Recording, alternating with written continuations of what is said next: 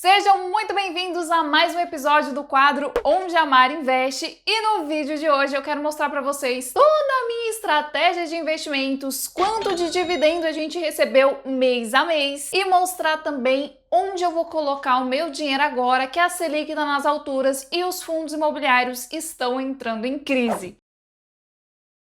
Então vamos direto aqui para minha planilhinha de controle, vou mostrar dentro do aplicativo também para vocês. Essa daqui é a planilha que eu gosto de controlar, porque já fica muito mais fácil para a declaração e é a planilha também que eu entrego para os meus alunos, tá? Então, divisão da carteira. O que a gente tem aqui? A gente tem ação, fundos imobiliários, renda fixa e ETF. Infelizmente, a gente tem um ETF que é brasileiro, mas se o nosso valor do patrimônio aqui fosse maior, todo investimento aqui internacional seria lá fora, tá? Eu explico isso nos vídeos anteriores aí, que eu não gosto muito de ETFs brasileiros, mas temos aqui por conta de uma exceção. Quando a gente tem um patrimônio muito pequenininho, não faz sentido a gente ficar fazendo conversão de real para dólar. Agora, quando a gente já tem um patrimônio ali de uns 50 mil para cima, já consegue investir um pouco mais, faz total sentido já dar uma diversificada. Lógico que depende caso a caso, isso eu tô falando baseado nos meus objetivos, tá? Então, a gente tem em ações, a meta é ter 30%, a gente tá bem redondinho nisso. Fundos imobiliários, a meta é a gente ter 40%, a gente também tá bem redondinho, acho que é uma das poucas vezes que isso aqui tá bem redondinho. A gente tem 24% em renda fixa e era para ter 20%. E a gente tem aqui em ETFs internacionais, tá? Porque aqui a gente tem o IVVB11, que investe no IVV, que é um ETF que vai investir por sua vez lá fora.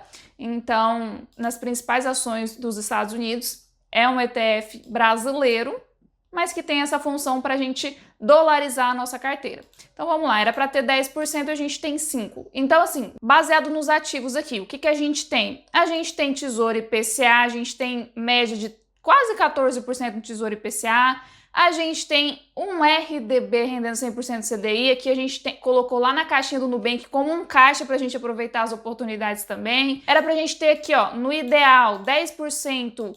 Em Kiso 11 a gente tem 9,3%, então a gente pode investir um pouco mais no Kiso. 10% em MCCI a gente já tá tudo certo. 8% em BTLG também tá tudo certo. 6% em HGRU a gente tá com 9%. Então, opa, já bota um pé no freio aqui. Mas o que acontece? Aqui já é interessante para um negócio que a gente chama de rebalanceamento. Mari, eu quero investir, tá caindo muito. Até que ponto é saudável eu continuar aportando aquele fundo imobiliário?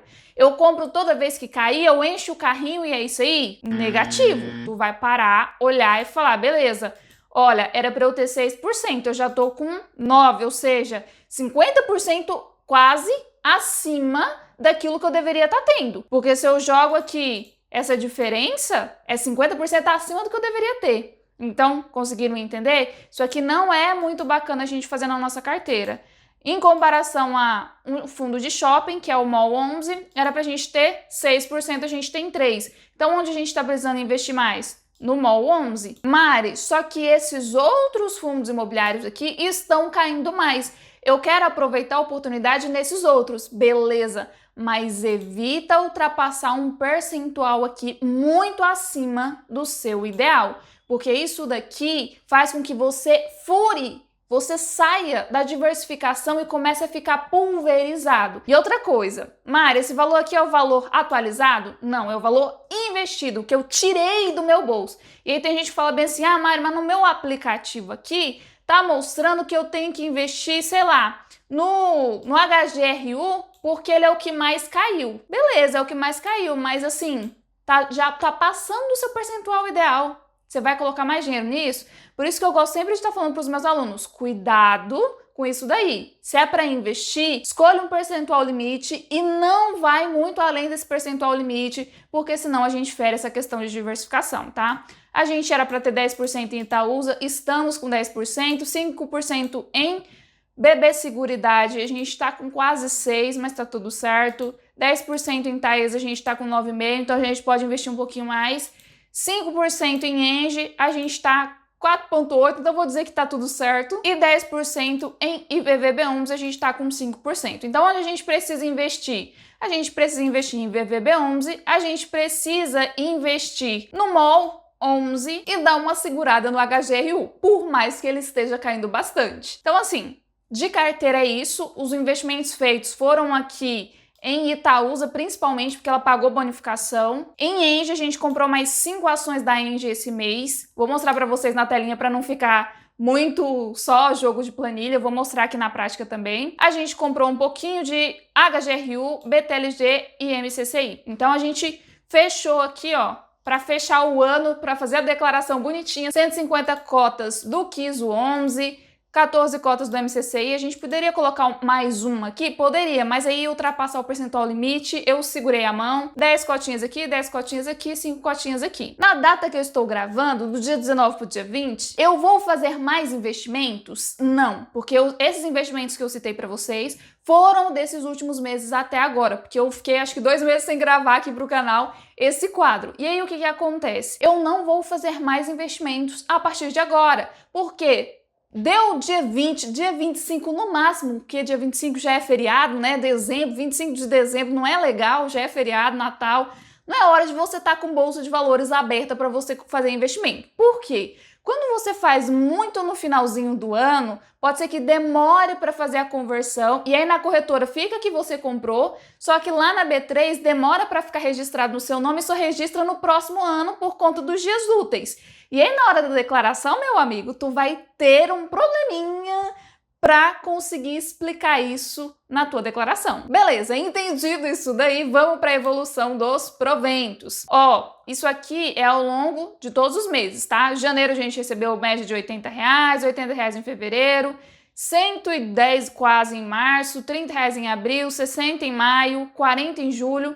Nos últimos meses a gente recebeu um pouquinho menos. Lógico que dezembro não fechou, tem muitas empresas que costumam pagar lá no dia 29 de dezembro, mas levando em consideração aqui, a gente tem uma média de 30, 40. Na verdade, se a gente fosse fazer uma média, dava próximo de R$50 aqui todos os meses, porque tem meses que paga 80, 100, tem meses que paga 30. Então, uma média de R$50 ali todos os meses. Ah, Mari, R$50 não vale a pena. Meu bem, a gente está investindo R$300 por mês e já está recebendo 50 só de dividendo. Tem certeza que não vale a pena? É por isso que eu amo o poder dos juros compostos, porque a gente pode estar investindo R$1.000 ou R$100 que ele vai trabalhar a nosso favor, independente se você conseguiu num único mês ou se todo mês você está conseguindo investir ali com consistência. Então, assim, se eu pudesse te dar uma dica, seria comece pelo menos a estudar sobre investimentos, porque faz total diferença nas nossas vidas.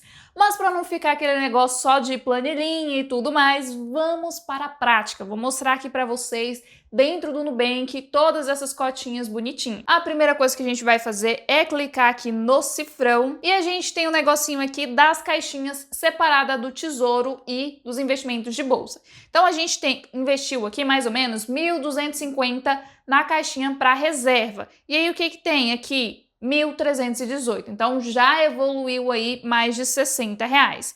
Quando a gente vem aqui em minha carteira, a gente tem aproximadamente R$10.000. Vamos pegar o valor total? A gente tem investido, deixa eu olhar aqui na planilha, 12.270 e a gente tem aqui 12.170. Ou seja, a gente teve uma distorçãozinha aí de R$100 para menos, porque a nossa carteira se desvalorizou. Então a gente tem aqui no Tesouro, tanto o Tesouro 2029 quanto 2035. Me arrependo de ter pegado 2035, porque na época estavam muito parecidos, mas quanto menor o prazo, menor o risco, então é muito melhor a gente pegar essas opções que vencem mais rápido se elas estiverem pagando basicamente a mesma coisa. Isso é a minha visão, tá? Não é uma recomendação, nenhum dos investimentos que eu tô falando aqui é recomendação de compra, de venda, nem de nada, tá? Então aqui dentro da Bolsa de Valores a gente tem 30 ações de BB Seguridade, 10 ações de BTLG 11, 15 ações de Engie, 10 cotinhas de HGRU, 127 ações de Itaúsa, podia ter fechado 130, mas pela data não compensa. Já estamos no finalzinho do mês, não é legal ficar fazendo muito investimento nessa época. Temos aqui 2 cotinhas de IVVB11, precisamos colocar um pouquinho mais, mas também vai ficar para o ano que vem. Temos 150 cotas do Kiso 11, 5 do MOL, 14 do MCCI, 100 de Taesa e é isso. Mas tá vendo esses preços médios aqui, ó? De novo, estão todos errados. A gente não pode confiar nisso aqui. E o problema não é o Nubank, o problema são as corretoras. Algumas corretoras te dão a possibilidade de você alterar manualmente isso daqui, mas cada vez que você faz uma compra ou recebe uma bonificação, a Itaúsa pagou bonificação recente, você vai ter que ir lá e alterar manualmente. Então eu não acho isso vantajoso e é por isso que eu tenho uma planilha de controle para ter isso tudo bonitinho e na hora de declarar ficar muito mais fácil. Beleza, Mari, mas com a alta da Selic e os fundos imobiliários meio que entrando em crise, o que você vai fazer? Onde você vai investir? A verdade é que eu não vou mudar a minha estratégia porque ela segue os 3 pilares que eu tô sempre falando por aqui, que é a minha estratégia de investimento, que é o OTR. É a estratégia que eu uso, é a estratégia que eu ensino meus alunos e é a estratégia que eu posso dizer que é a única, plausível para que qualquer investidor entenda exatamente quais os investimentos fazem ou não sentido para você. Por que para você especificamente? Porque o meu objetivo não é o mesmo que o seu. E qual que é a base dos 3 pilares? Objetivo, tempo e risco. Então, digamos que eu tenho o objetivo de reformar a minha casa em 1 ano e então eu não quero risco porque esse dinheiro não pode se desvalorizar. Eu vou colocar todo esse dinheiro aqui nos investimentos de renda variável, lá de ação, fundo imobiliário? Não, porque eles podem cair. Então eu quero um risco baixo, logo eu tenho um prazo um pouquinho reduzido, porque o meu objetivo é para daqui a 1 ano, é construir uma casa, trocar de carro, enfim. Então, eu preciso levar isso em conta para tomar as melhores decisões de investimento. No meu caso aqui, como eu quero ter renda, eu vou seguir investindo no mesmo jeito, dentro daqueles percentuais limites que eu coloquei lá, de 30% em ação, 10% no exterior, 20% lá em renda fixa e média de 40% lá nos fundos imobiliários. Mari, a Selic está caindo, é melhor fundo imobiliário ou é melhor renda fixa? É melhor você seguir a sua estratégia sem fugir disso,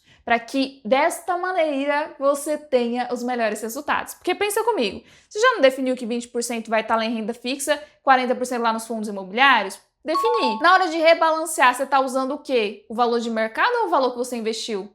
Eu uso o valor que eu investi, porque é isso que faz a diferença. E eu não me desespero em crises, porque quando você leva em consideração o valor que está sendo negociado hoje, você acaba só comprando aquilo que está caindo e normalmente aquilo que está caindo não necessariamente é o que tem mais qualidade. Pode ser que aconteceu algum BO e aí você fica naquela de vou reduzir o preço médio, sendo que perdeu qualidade real e não era para você estar investindo, era para você estar parando para analisar aquilo dali. Então, se você quer aprender a fazer isso, você precisa ter um olhar diferente. E aí, se você precisar da minha ajuda, eu tenho um curso que é o Investidor em 6 Passos, que é o passo a passo para você aprender a investir do zero ao avançado e ainda saber como declarar cada um desses investimentos. Então, vou deixar o link na descrição, o primeiro link da descrição, para vocês entrarem e fazerem parte desse meu curso com acompanhamento. Ele não é um curso normal, tá? É um curso onde eu vou te acompanhar mesmo e conseguir te orientar. Mari, tem uma dúvida? Manda mensagem, vocês têm acesso ao meu WhatsApp. Vocês que eu digo, meus alunos, tá? Então, meus alunos têm acesso ao meu WhatsApp, eu tô sempre respondendo todo mundo. Eu espero que vocês tenham gostado desse vídeo. Espero vocês no próximo vídeo desse canal e até mais!